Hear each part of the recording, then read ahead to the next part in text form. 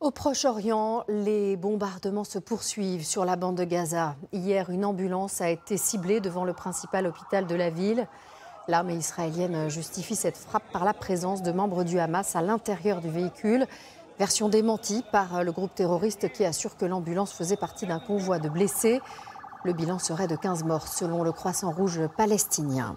La communauté internationale réclame une pause humanitaire, demande à nouveau rejetée par Benyamin Netanyahou qui la conditionne à une libération des otages. Ils sont 239 à être retenus depuis l'attaque du Hamas il y a près d'un mois. Et pour les retrouver, vous allez voir qu'Israël mobilise aussi ses compétences technologiques. Reportage à Tel Aviv, Ignacio Bordassin, Gilles Parot et Runer Fournet. Loin du front, depuis les gratte-ciel de Tel Aviv, ce n'est pas en combattant que ces jeunes ingénieurs, spécialistes de l'intelligence artificielle, participent à l'effort de guerre. On voulait trouver une autre manière de nous rendre utiles au service de l'armée.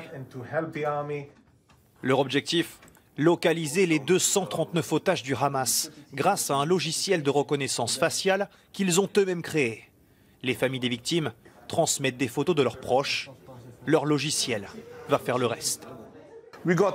On récupère toutes les vidéos tournées à Gaza et on fait une comparaison. On a déjà pu reconnaître 60 personnes. Identifier les otages et plus encore. Exemple ici. Cet homme à l'arrière de la moto a été repéré grâce au logiciel sur plusieurs photos, sur les réseaux sociaux et à différents endroits. En regardant l'image de plus près, un détail saute aux yeux. On s'est rendu compte que ce numéro de téléphone est celui d'un commerce à Gaza. En retrouvant le commerce, nous avons clairement localisé l'endroit où la photo a été prise. Chaque point sur cette carte est la dernière position connue d'un otage selon le logiciel. Ça peut servir à retrouver les disparus et tous les otages du Hamas. Des informations précieuses qui seront partagées avec l'armée israélienne et les familles de disparus. Grâce à ces informations, à chacune de ces entrées dans Gaza, Tsahal sait si elle opère dans une zone où des otages sont peut-être retenus. Les soldats vont rechercher des indices, des cheveux, peut-être des corps. Et si en plus ils capturent des terroristes du Hamas, ils auront peut-être entendu des choses. À chaque fois que l'armée progresse dans Gaza, elle récolte plus de renseignements sur la localisation des otages.